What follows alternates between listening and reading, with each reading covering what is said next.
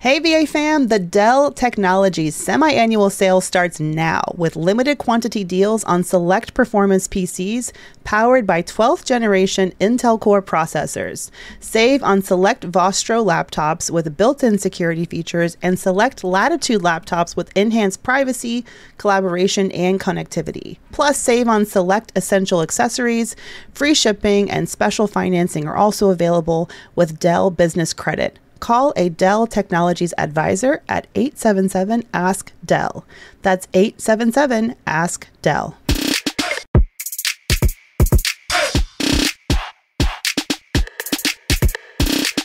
Hey, VA fam, it's Mandy here, and I have a very, very, very special guest today.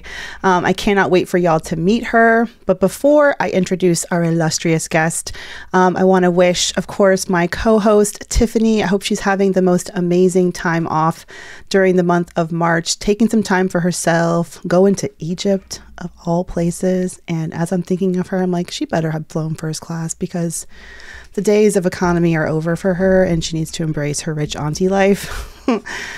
All right. So for those of y'all who have followed BA from the beginning, and I know we have some OGs in the audience, first of all, thank you. Because in 2014-15, when we launched the show, we were one of none women of color, no women of color who were covering finance and the career and doing it in the way that we were doing it. And for those of you who don't know the origin story of Brown Ambition podcast, Tiff and I met at a conference, became friends, and I was a reporter at the time at Yahoo Finance. And for my career, I literally studied print journalism because they allowed me to do that in 2005, even though it was a dying industry, or at least a rapidly changing one. And it was one of my survival tactics throughout my career to figure out these new skill sets. And so I taught myself video, taught myself broadcast, how to actually talk to a camera, which I had huge fears about. And podcasting was sort of that next chapter. And so when I thought about a show I'd want to do, Tiffany, of course, came to mind. We had such great chemistry, and Brown Ambition was born. And we launched the podcast in 2015. I remember going to Yahoo at the time. I love telling, everyone loves a story where someone passed on you and then you did it anyway. So Yahoo actually said, no, we're not interested because you can't guarantee, 1 million downloads, and you can't guarantee that we're going to be able to advertise immediately and make a revenue.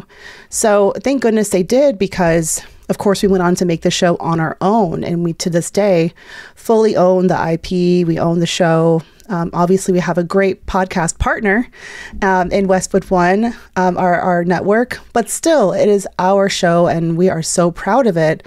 And one of the questions I get a lot, especially from people in my career coaching group, Mandy Moneymakers, is I'm thinking of starting a podcast. It feels like it's such a crowded space now. Do you have any tips for me?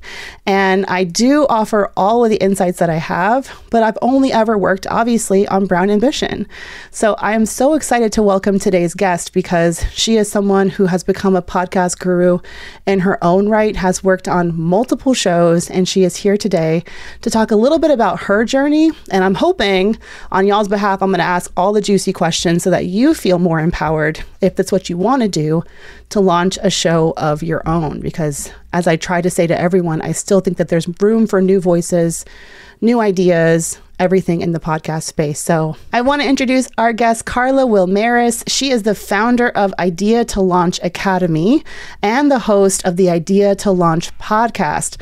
But before she became a podcast guru, she was, like me, a corporate girly, crunching numbers behind a desk as an accountant, working 40 to 60 hours per week, but then ultimately decided to make the brave and bold move to pivot, lean into new skills, and become totally fulfilled in her new path. And in less than a year, Carla was able to sell out a live show, quit that corporate job, and go full-time as a podcaster. Since then, her show has amassed over 1 million downloads, over $100K in ad revenue.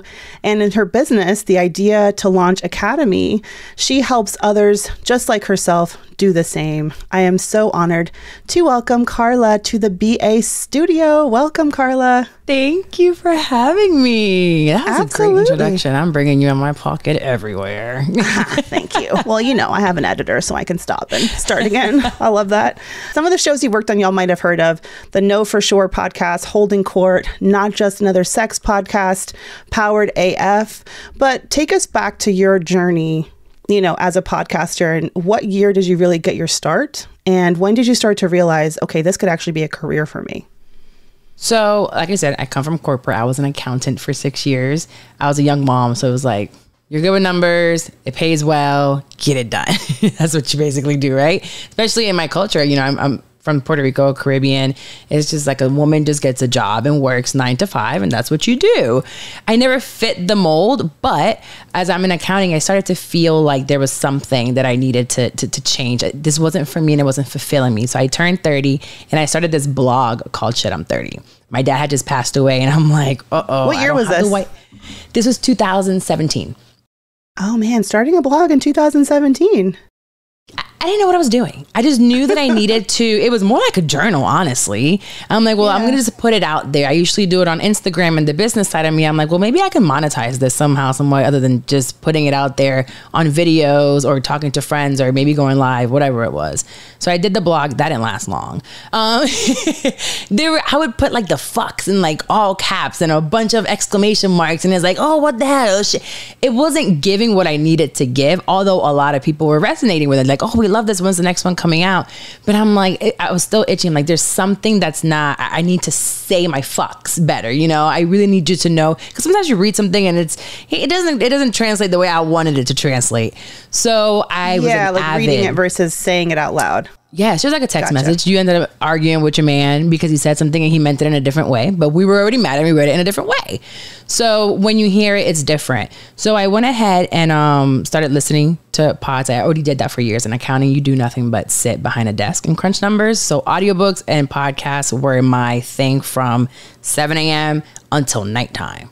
So all day long, that's what I would do. So I then started teaching myself, because how do you get a podcast on iTunes? I'm not famous. I literally live in Disney World, Orlando. I have a kid. I don't know any of this. I'm not in the entertainment space. So I started to teach myself. It took about 6-7 months, bought so much equipment that I didn't need, but I figured it out. I became an engineer myself. I had a Surface, those pads. Yeah, a tablet. I so much equipment, Mandy. You're not going to, I spent so much. I'm like, my poor little chick. I believe it, because I've seen it happen. Yes, because when you go through the rabbit hole of Google, there's all these gurus telling you what to do. So I had to just learn trial and error. Started the podcast March 2018. So it'll be 5 years now. And was it always idea to launch? What was it? No. So it was called Shit, I'm 30. I just switched the blog onto the pod, Shit, I'm 30. Got it. Okay. And within 8 weeks, my actual idea to launch is the pod that it's kind of like a branch. It just has a few episodes of like tidbits on how to podcast, but it was Shit, I'm 30, and now it's called Pivot with Purpose.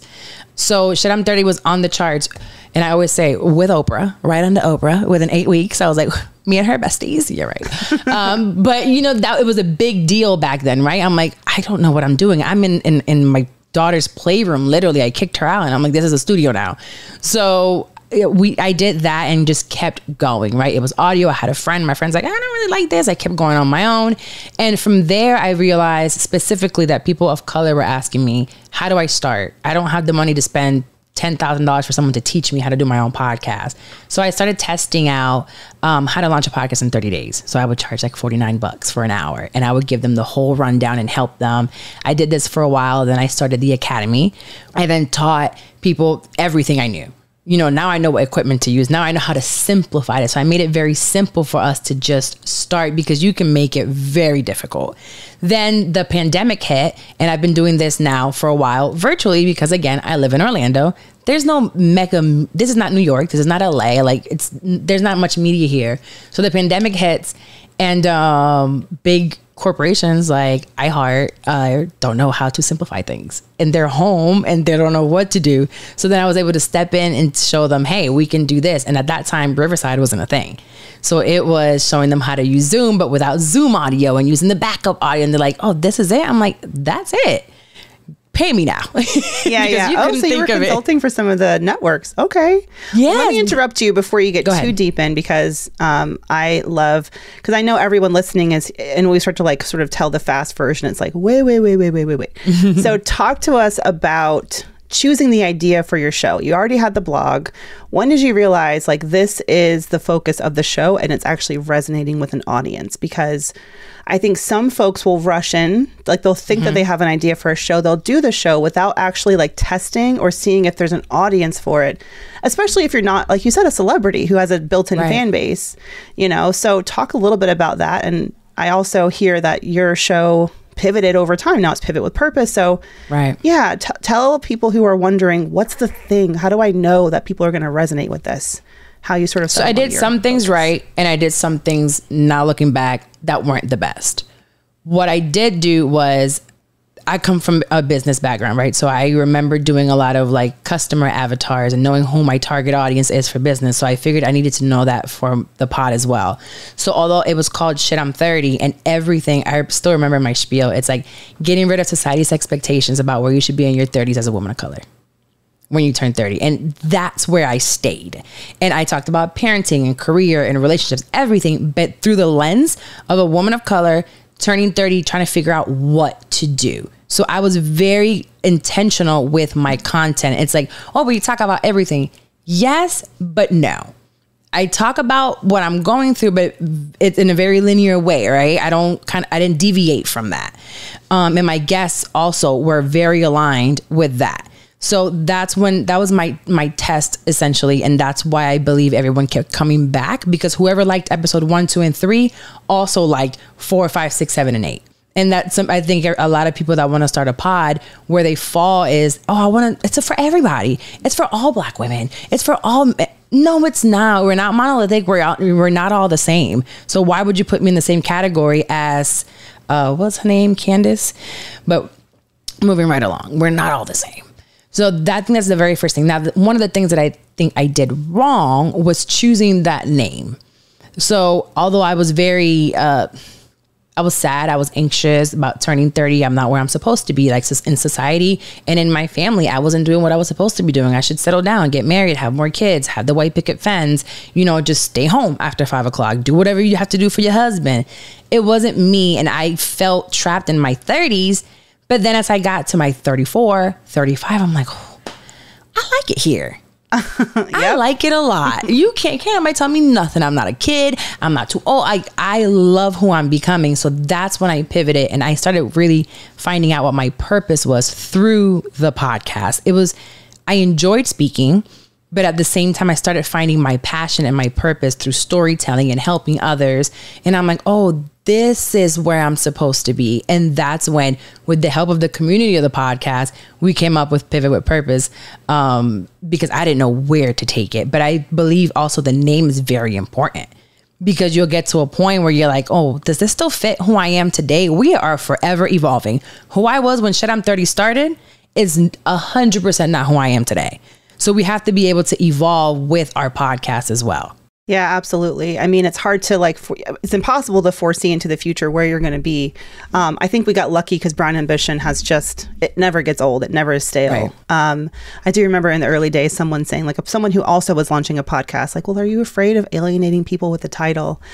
And feeling a little bit like I was confident, but also she made me think twice. And of course now, of course we want it to be called this, this is who we are, who we want to speak to, and it's okay to be specific and be, niche down in that way. And also what I'm hearing is it's okay for you to change your mind and to change the title of a show. And I've seen this happen. I was on someone's podcast and it was one title, and then they were launching a book and they're like, okay, so we're going to change the name of the podcast now to the name of the book. And it was planned out.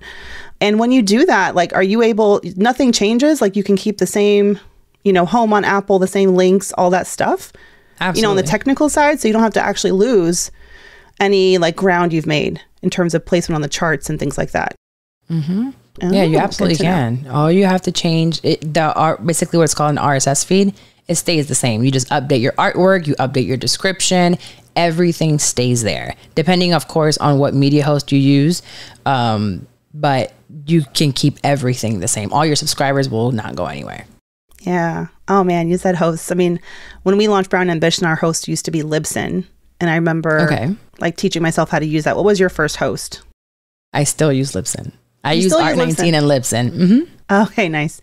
Yeah, Libsyn is one of the OGs, but now there's several more, you know. There's so many. Libsyn has been around since the beginning of podcasting, but there is Art19, there is Buzzsprout, there is Spreaker. One I don't recommend is Anchor. If you are serious about podcasting, I know Anchor hates me since Clubhouse days. I am very opinionated, but I do not. Clubhouse was amazing for those like 3 months. I made a lot of money on Clubhouse just talking about podcasting because it became so big during that time, you know, and people didn't know what to do. But if you're taking this seriously and you really want it to eventually be a business, I'm all about owning your IP, owning your content, and everything that's free comes at a cost. Everything. Oh, that's the thing. And when it, Yep. Even Libsyn's, I think Libsyn I could start with like $15, something like that, depending on like how many. $15 a month. So what else in those early days when you said that you got a bunch of equipment, did everything wrong? Like if someone's starting out today, what would be, I know it's in my starter kit, but what would be in your starter kit for a podcaster? All you need is a Samsung Q2U mic. What's that? It's literally a $69 microphone.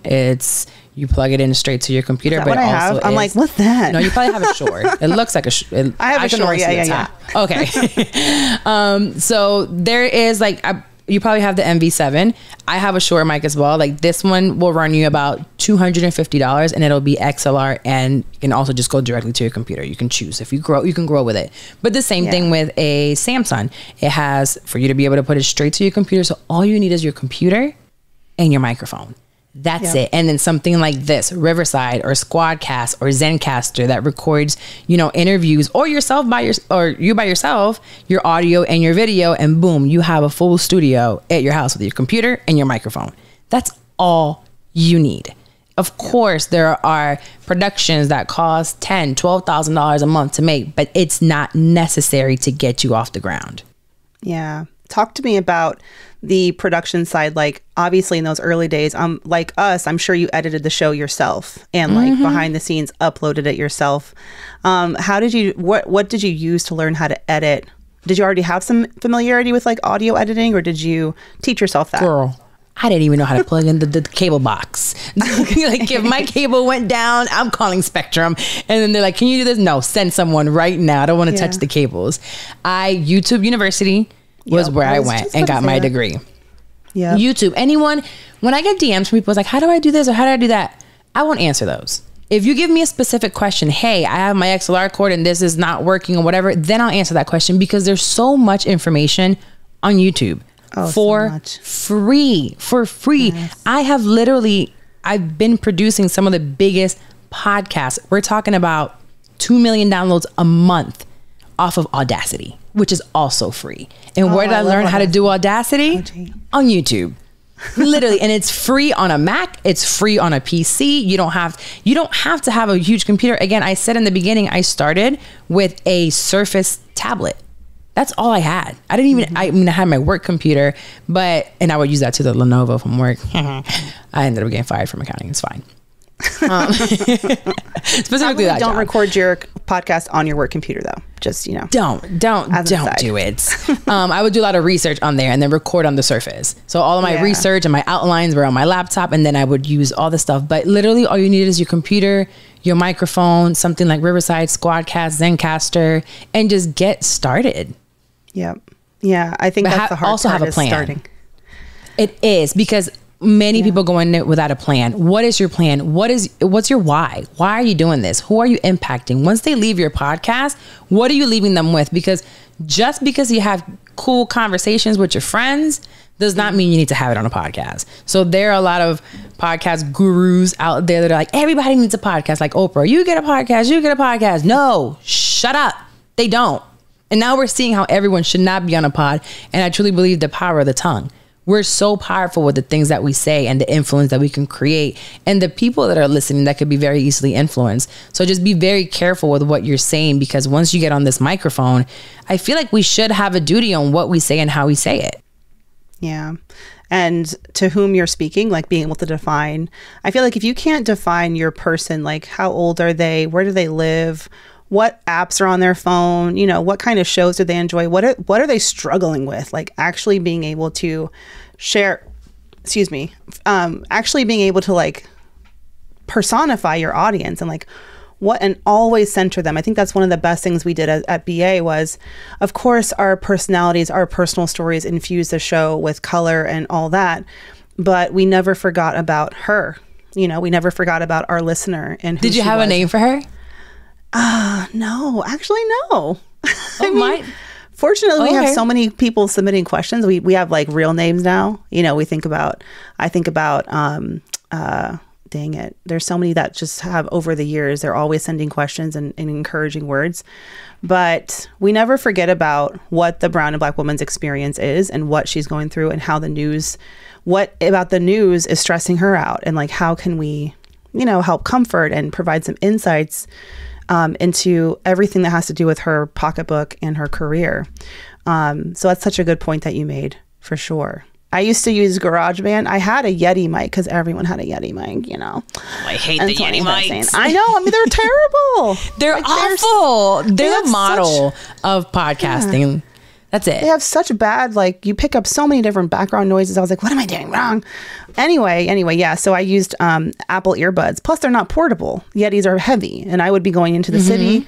So I literally would use Apple earbuds and a laptop and GarageBand. And I would, you know, rock that out for years. Like, I'm probably until the pandemic, until I was forced to stay home because it was the portable, functionable. And we used to use Skype back in the day.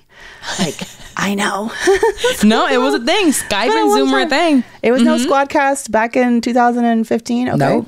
Okay. So we covered some technical stuff, and I want to talk to you about one of the other questions that I get frequently from anyone wanting to start a show is, and then how do I tell people about it? Like, how do people find the show? You started the show, you know, not long after your blog, right? So about a year after you launched your blog. Did you already have? Literally, I only had like 7 blog posts, and I was like, oh, okay. Off to audio we go. Lowercase b blog. Got it. Yeah, it's very, all of it, tiny, like 10. People get really caught up in like, but, you know, the same thing that Yahoo was caught up in, which is like, but is anyone going to listen? And I feel like for us, we had to not care about that for a while. I mean, of course you care, but like you can't make that the reason for doing it, because it takes, in my experience, I found it takes time to build that loyalty, that trust, you know? So talk to me about your show and how you grew it, and if there was any strategy that particularly worked for you. Yeah. So back then there was no video. Well, I didn't have video, right? It was audio only, but then I knew about audiograms. So I would create these audiograms with clips of the show on social media. Again, I had maybe 1,000 followers back then. If I got 20 likes, this is my favorite joke. I'm such a like dad jokes person. I'm like, if I got 20 likes on a picture, I was like, oh my God, Kim Kardashian, watch out. You know, I thought I was popping with 20 likes on social media, right? So I had these audiograms, and that's what I would do. Create clips and just push them out constantly. And I do remember some people saying, oh my God, you're always posting about your podcast. Okay, unfollow. That's fine. I'm gaining more than what I'm losing. So how will they find you? You have to be your number one fan. You really do. If you start thinking about what other people might think about your little podcast, or you think, that's when you have to literally put your blinders on. And unfortunately, I will say, I don't know if this is in every community, but definitely for ours, our biggest supporters are not our family and friends. Yeah. Especially in the beginning. Oh, what are you doing? The little podcast? Oh, you think you're on iTunes? Or you think you're big, man? Oh, what is that doing? Are you making any money? You can't go out with us anymore because you're recording? Yes, because I'm passionate about it. And you will know if you're passionate about what you're talking about and what you're doing when you have to pass up on brunch, or you have to pass up on a friend's vacation because, like, you know, I have to record X amount of pods, or I need to learn how to do this, or I have to work on my outline, or I have to edit, whatever that is. For 2.5 years, I wore all the hats. You know, marketing, graphic design, editing, engineer, like all of it was just me until the pandemic, when I found, you know, my May, who's amazing, and still work with her. But we, you know, I needed to end with her. I was like, I'm going to give you 4 episodes and do it for free. And I want to see what you can do. What did May do? Edit? Yes, edit. And the very first one was mid-pandemic on my birthday, and it was Charlemagne. And she goes into the Zoom and she's like, what? And I'm like, girl, don't ask any questions. We just got to get this done. Everything went wrong. Internet was going down. We were doing it on a hot spot, which didn't break by the grace of God at all during the entire hour. Just listening to the story. So you're interviewing Charlemagne? Yes. Oh, okay. And I am terrified because I've been trying to get this forever, right? And he's like, yeah, one day. Yeah, one day. Finally, the day comes, and I got you on here because the world shut him down. So now you're sitting down. You have nothing but time. It's May 2020, and my internet's not working. My internet works every day, all day. But we made it work without a hiccup. And from then I knew, oh, like she's as dedicated as I am, and she hasn't left my side since. Okay, BA fam, so many gems are being dropped right now. You do not want to miss the rest of my conversation with Carla, and I'm going to put the full respect on it, Wilmaris. Coming back to you in just a few. If you own a small business, you know the value of time. GetRefunds.com does too. That's why we've made it easy, no matter how busy you are, to apply for the Employee Retention Credit or ERC. Go to GetRefunds.com to get started, and in less than 8 minutes, see if your business qualifies for ERC assistance. Your business may be eligible for a payroll tax refund up to $26,000 per employee kept on payroll during COVID-19. GetRefunds.com has already helped claim over $3 billion in payroll tax refunds through the ERC, and they may be able to help your business too. There's no upfront charge either. They don't get paid until your business gets its refund. Many businesses believe they won't qualify based off incomplete or outdated information. So don't let this opportunity pass you by, because this payroll tax refund is only available for a limited time. Go to GetRefunds.com. That's GetRefunds.com. GetRefunds.com. Hey, BA fam, if there's one thing I'm sick of, it's making decisions by the end of the day, especially when it comes to what are we going to eat. Y'all know I am a happy mom of a 3-year-old, but one of the biggest pain points for me is trying to figure out what this child is going to consume all the time during the day. He's got to eat, y'all. It's really hard to get into a good groove when it comes to our dinner routine, which is why I'm glad to be partnering with Home Chef. So you can say goodbye to meal planning, recipe-induced stress, and last-minute grocery store runs, and let Home Chef bring simple, delicious home-cooked meals right to your door. Plus, they've got 15-minute recipes, microwave meals, and even oven-ready options, so you don't even have to put the meal together. I mean, come on. For a limited time, go to homechef.com/brownambition to get 75% off your first box. Again, go to homechef.com/brownambition for 75% off.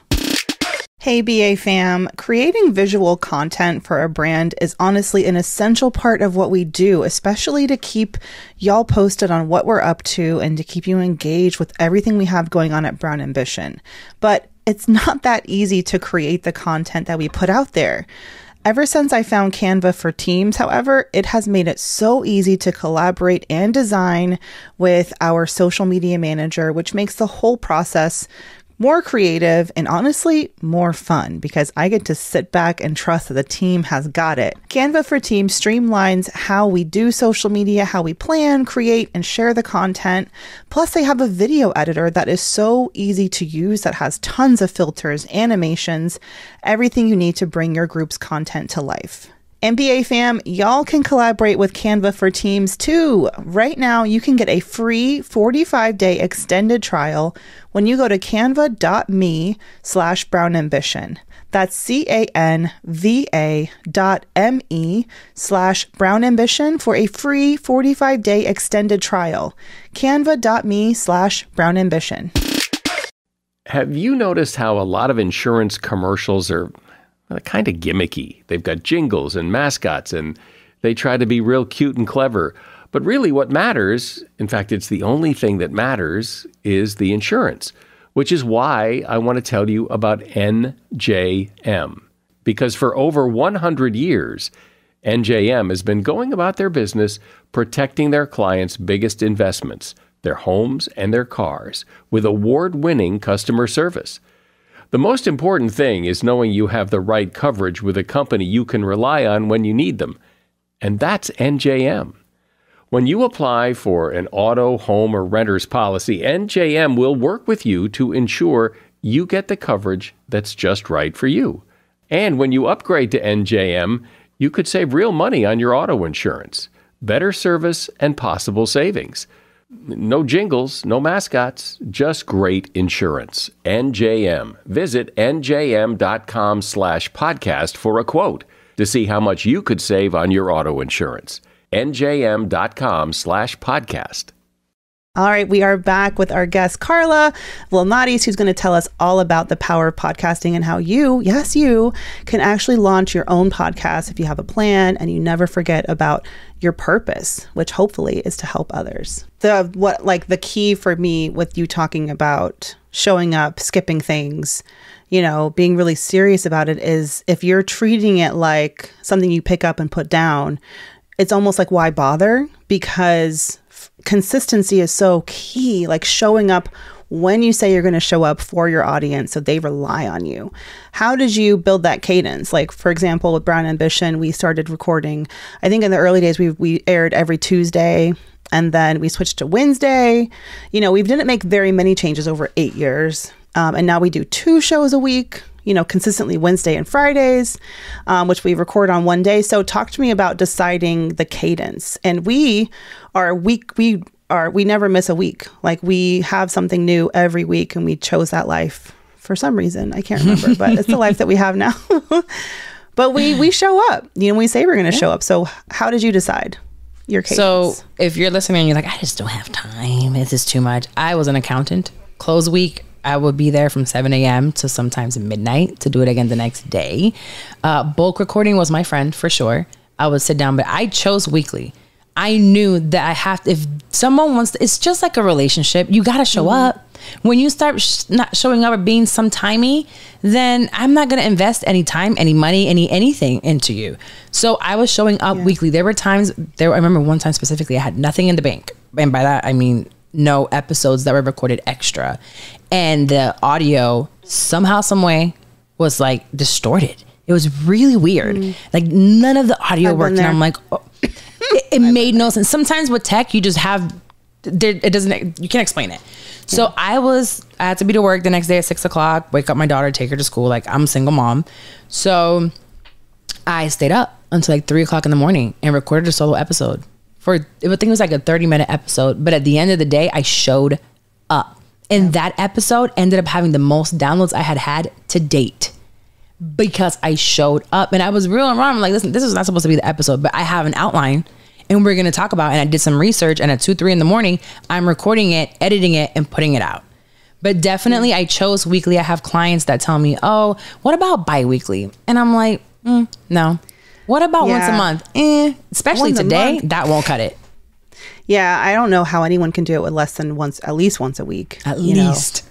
And I love the fact that we went to 2. The strategy behind that was shorter episodes because we love the content of our show, but we were paying attention to engagement rates throughout the duration of the show, which now factors a lot into like rankings and things like that. So for us, it was like, let's break off a chunk of the show and make it all about our listeners. So BA Q&A was born on, we do that on Fridays, and then Wednesday we have the main show. But yeah, you got to have that. I remember that consistency, that dedication.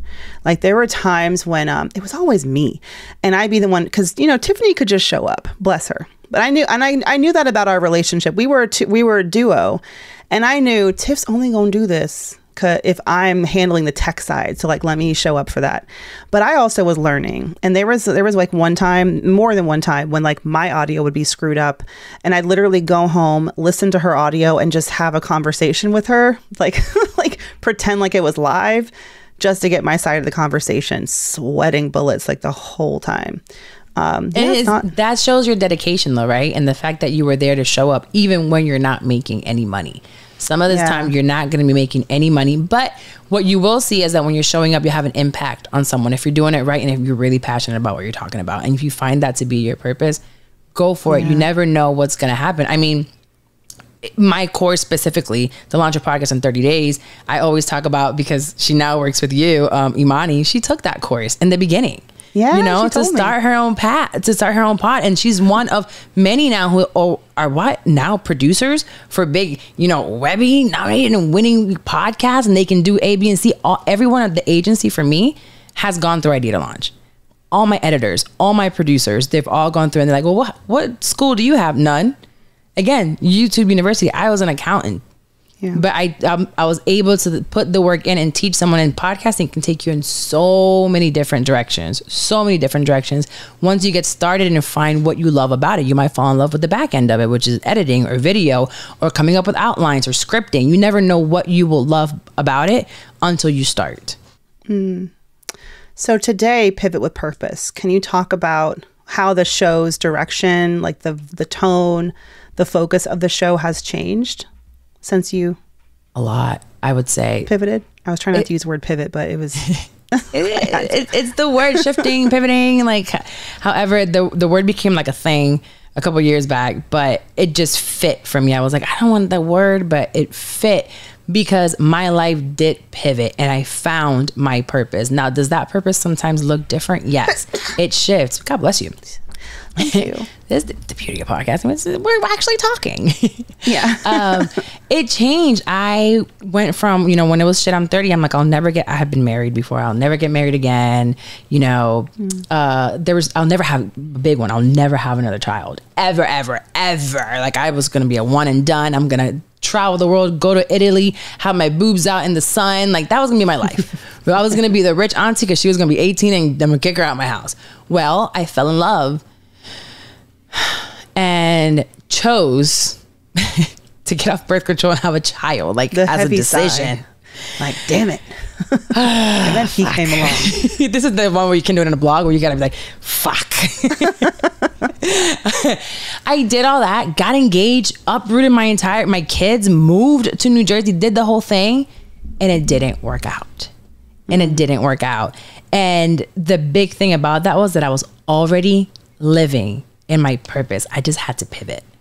To pivot when most of us would crumble and just say, you know what, why did this happen to me? I chose to lean into me and my children and not, settling there. So now what I do is I talk a lot about my experiences and I bring people onto the pod that can inspire you in a way with, humor and whatever else. But now it's like, oh, how do we go from what you went through to where you are now? Because there's so many women and men, which is crazy. I have a big male listenership, but I think it's because I know I carry like a lot of testosterone.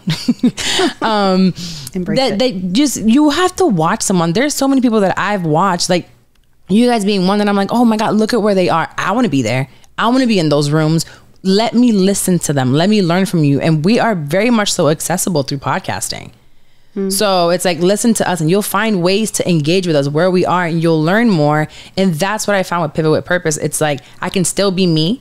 There's a lot of things that haven't changed about me, but at the same time, it's like, how do I go through adversity and how do I choose to pivot every time? Because it's not just the one time. It's not just the baby. It's not just the broken engagement. It's been family issues. It's been money or career, all these different things. It's like, it's my journey with other women or men that have been able to do it themselves and kind of encourage you. Yeah. I mean, if you're looking for a really hard life, then try to avoid pivoting. Try to assume that there will be a clear and linear path for you. I think one of the great lessons of my life was learning how to pivot at a very young age and sort of being, of course you're yanked in different directions by circumstances because you're a child.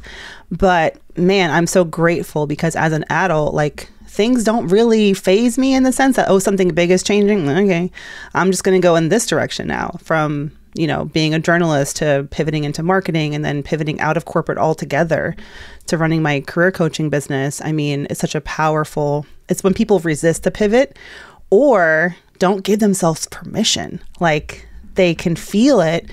And I'm sure in your work and in mine too, it's about encouraging and giving people the confidence that you deserve like a different chapter. And you can give yourself permission to pursue it. Is that as you're saying this, I'm sure your audience is like, oh, but she's just so confident. But it's Mandy. Mandy is just so good at doing it. And it's like, I don't know about you because I won't speak on you. Listen but since for day me, one if you're thinking that. There are days that I don't get out of my bed. There are days that I'm just like, God, take me now. I quit. I don't want to do this anymore. Even with, one of my larger pods, because they grew so fast, No For Sure would be Simone and Megan. And I'll say this now because she just said it at the live show. She's like, there's so many times I wanted to quit. And I said, well, amen. Because there are plenty of times that I've, as successful as it's been early on, I don't want to do this anymore. It's just too much and this and that. It's a lot of work.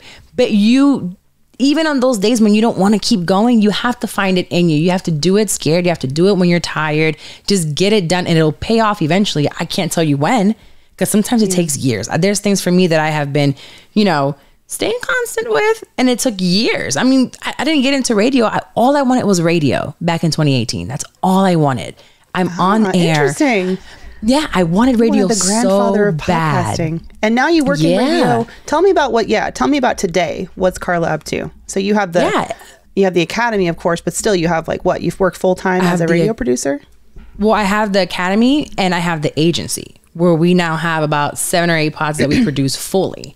And then we also launch for people. And then once we get the full launch going, your entire concept, then they can take it and edit it and produce it themselves. Where were you in 2015? Crunching numbers behind a desk from 7 to 12. Yeah, literally. It turned out fine, but it would have been nice. And you know what? I also listened to the Serial podcast. Absolutely. But we're here now. So 2018, when I first quit, I actually quit because I knew I was getting the radio job. So it was a big station here called XL 1067. And I just knew I was going to get the job. I'm on air and everything. I got this. Mandy, me. Absolutely got it. Yeah. Psych. I quit in October. February is when they're supposed to make the decision, and I didn't get it. The job was for what? An on-air personality? Yeah, on air. Mm-hmm. Oh, okay. It's a morning show. It was a morning show. One of the biggest morning shows here in Orlando. So I was like, how did I not get that? So then I really went hard on the podcasting part and just kept going.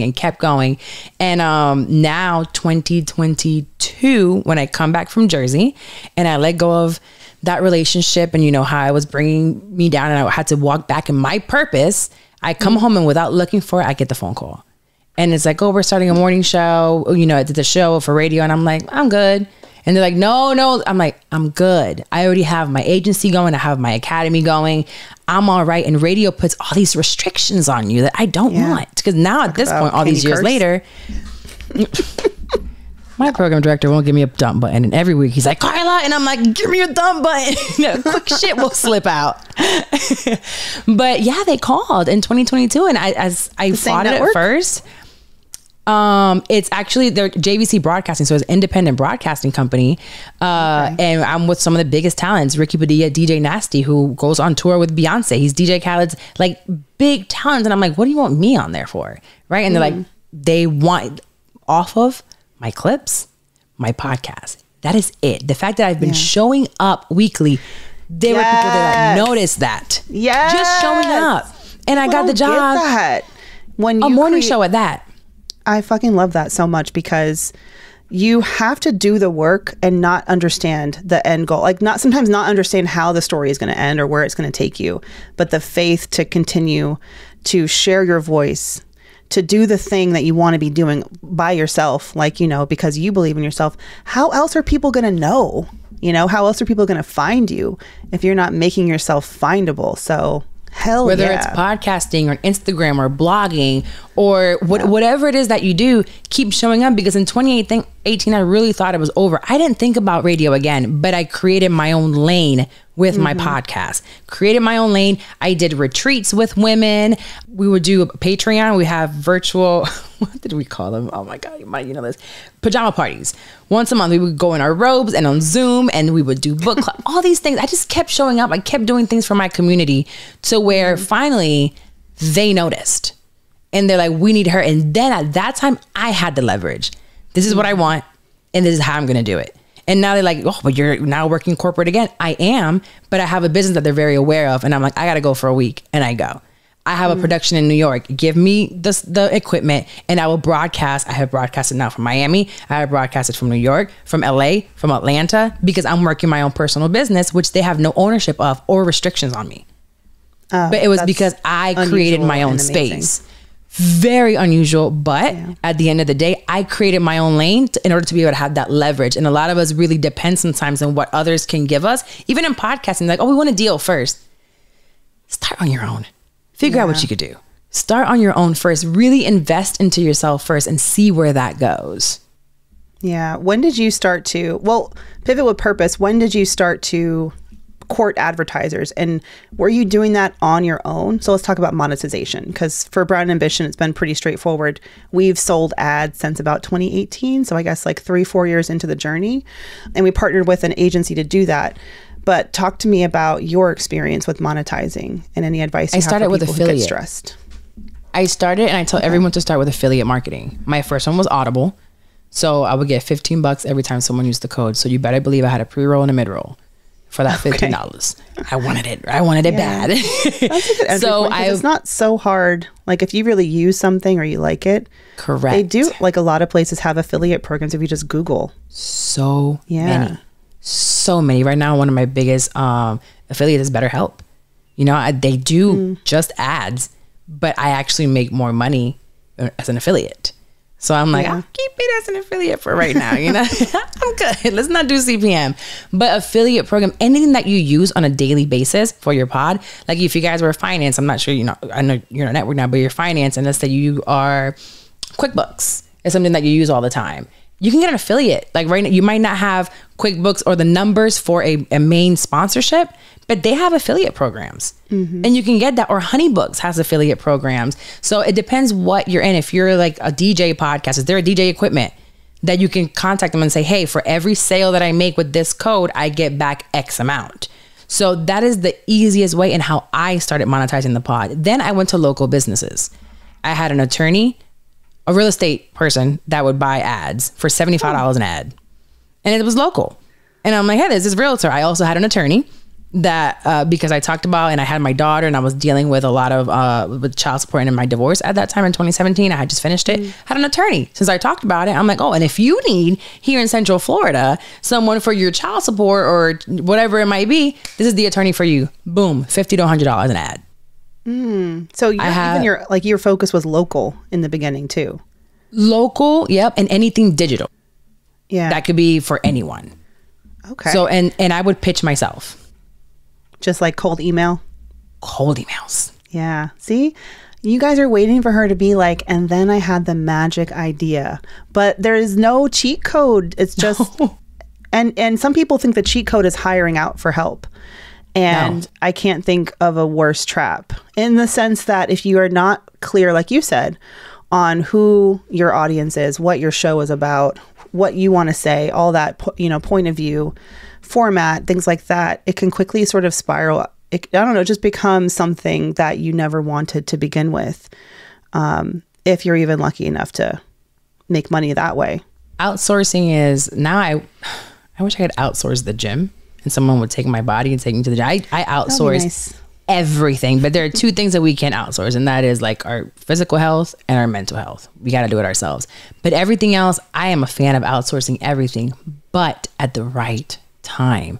You need to know what you're outsourcing. Yes, I outsource now my editing, my video and all that, but I was doing that all myself at one point. So if at some point, whoever it is, their mama dies or dog dies, or they just want to quit because they're irresponsible, I can pick up that slack, and you kind of know how you want it done. So I definitely will say, learn how to do everything yourself first and then outsource. That works for most people. There are some that are like, hey, I got the budget, take it on with the agency, right? That's why I have the academy and I have the agency. The academy is everyone that wants to do it on their own. You know, I can launch it. The agency is like, hey, I have the budget, help me get it done, and let's just put it out there.